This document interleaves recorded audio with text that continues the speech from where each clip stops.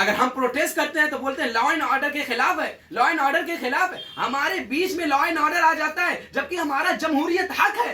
हमको रोड पे भी नहीं निकलने देते, हमको प्रोटेस्ट करने नहीं देते। हम अगर अपनी आवाज हुकूमत तक पहुंचाएं तो फिर कैसे? अस्सलाम वालेकुम व रहमतुल्लाहि व बरकातहू। मेरे प्यारे भाइयों दोस्तों, मैं हाफिज मोहम्मद रागिब आज़मी, जो कि स्टूडेंट लेवल पे काम करता हूँ गोंडी के अंदर। आज हमारे देश में चल क्या रहा है, जिधर देखो अफरा तफरी का माहौल है। ये देश एक संविधान कॉन्स्टिट्यूशन के दायरे में चलता था, लेकिन इन 15 सालों के अंदर एक ऐसी गूंगी बहरी लंगड़ी हुकूमत ने इस देश को बर्बाद करके रख दिया। कभी एनआरसी, नेशनल रजिस्टर सिटीजनशिप और सिटीजनशिप अमेंडमेंट एक्ट, कभी ACAA को ला कर इस हुकूमत ने कॉन्स्टिट्यूशन की धज्जियाँ उड़ा दी। कभी ट्रिपल तलाक पे आवाज़ उठाती है, कभी ट्रिपल तलाक का मामला लाती है, कभी CAA का मामला लाती है, कभी NRC और अब वक्फ अमेंडमेंट बिल। न जाने इनको मुसलमानों से इतनी नफरत क्यों है। हम उलमाए कराम, इस कौम के मुसलमान, इस हिंदुस्तान को आज़ाद करने के लिए अपने सर से, अपने जिस्म के से सर को कटवा दिया। ये वही मुसलमान कौम है जिसने 1857 की जंग में ऐलान जंग के खिलाफ, अंग्रेज़ों के खिलाफ ऐलान जंग का फतवा देने लगे। ये उलमा इकराम थे।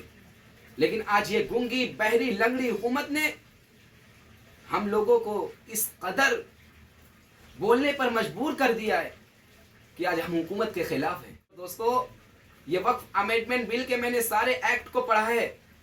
सारे एक्ट वक्फ अमेंडमेंट बिल के जो आ रहे हैं मुसलमानों के खिलाफ हैं। मदारिस व मकातिब, मसाजिद और दीनी खानकाह और कब्रिस्तान, ये समझ लीजिए मुसलमानों खतरे में है।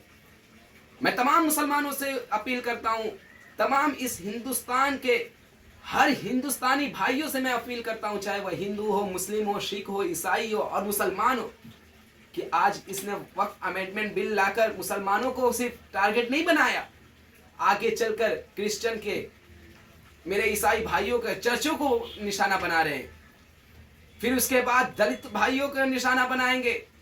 यह हुकूमत सिर्फ मारो काटो राज करो की हुकूमत कर रही है। इनका सिर्फ फार्मूला है मारो काटो और राज करो। ऐ उम्मत मुस्लिमा के गयूर नौजवानों, उम्मत मुस्लिमा के गयूर नौजवानों, अपनी गफलत की चादर को चाक करो, उठो। अब यह हुकूमत अपने आप को सबसे ताकतवर समझती है। शायद कि यह हुकूमत यह भूल चुकी है कि इससे बड़ी ताकत कोई और है।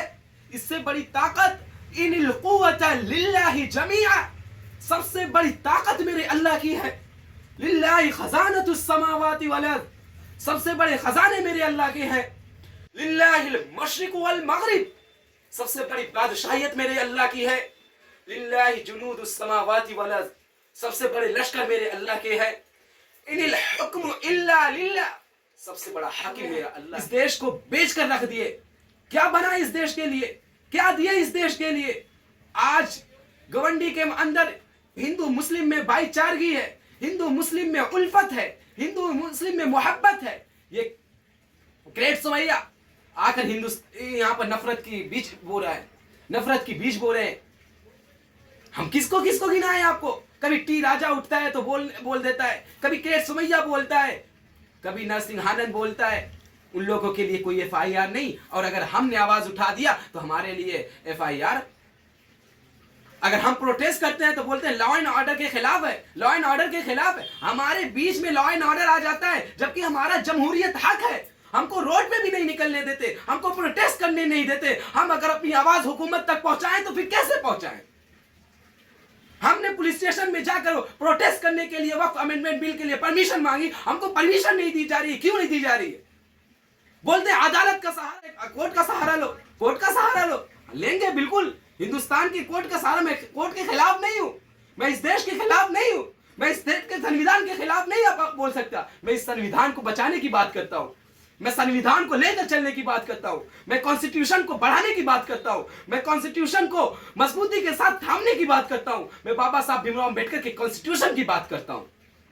आज मुसलमानों को हर तरीके से जलील ख्वार किया जा रहा है, आज मुसलमानों को टारगेट किया जा रहा है। ऐ मुसलमानों, तुम भी उठो, रोडों को जाम करो, सड़कों पर आओ और अपने सर पर एक रुमाल बांध कर आओ, एक कपड़ा बांध कर आओ कि हम हुकूमत की आंखों में आंखें डालकर बात कर सकते हैं। ये अवाम है जिसने हुकूमत को, जिसने मोदी जी को, जिसने फडणवीस को सीएम बनाया, पीएम को, नरेंद्र मोदी को पीएम बनाया हूं कि हम वक्फ अमेंडमेंट बिल के लिए जब भी मुसलमानों को आवाज देंगे, जब भी मुसलमानों को बुलाएंगे, मैं तमाम मुसलमानों से कहता हूं तैयार रहना।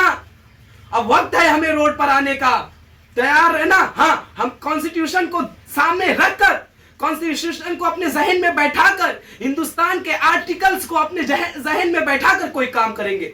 हम पुलिस के खिलाफ नहीं जाएंगे, हम प्रशासन के खिलाफ नहीं जाएंगे, हम कॉन्स्टिट्यूशन के खिलाफ नहीं जाएंगे। हम इस देश के दस्तूर की हमेशा हिफाजत करते रहेंगे। हम इस देश के संविधान जो हमें हक मिला है, उस हक के मुकाबले में हम इंशाल्लाह प्रोटेस्ट करेंगे और पूरे इंडिया में प्रोटेस्ट होना चाहिए।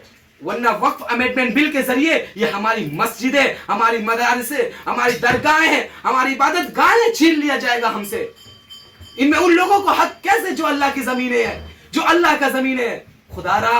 खुदारा हाथ जोड़ता हूं उम्मत मुस्लिमा के मुसलमानों, गयूर नौजवानों, अब अपनी गफलत की चादर को चाक करो और एक सफ में खड़े हो जाओ। अगर अब भी बटे सुन्नी, बरेलवी, अहले हदीस, देवबंदी, शिया, सुन्नी में अगर बट गए तो फिर मरो। मुत्तहिद हो तो बदल डालो जमाने का निजाम, मुंतशिर हो तो फिर मरो, लेकिन शोर मचाते क्यों हो? आज अगर अब नहीं आवाज उठाओगे तो फिर कभी आवाज उठाने का मौका नहीं मिलेगा। यह हुकूमत मुसलमानों को कमजोर कर चुकी है। लोगों से गुजारिश करता हूं कि ऐ लोगों, इस देश का संविधान खतरे में है, इस देश का दस्तूर खतरे में है, इस देश का आईन खतरे में है।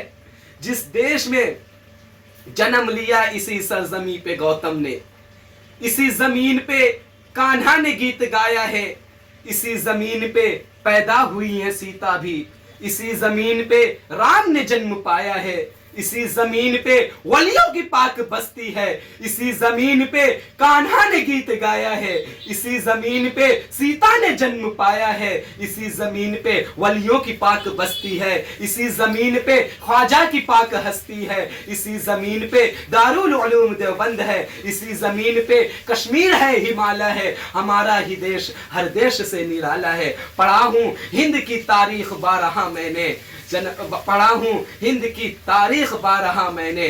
काबिले कद्र है हर शरीफ आदमी, चाहे हिंदू हो चाहे मुसलमान हो। वाखिर दावाना अनिल हम्दुलिल्लाह।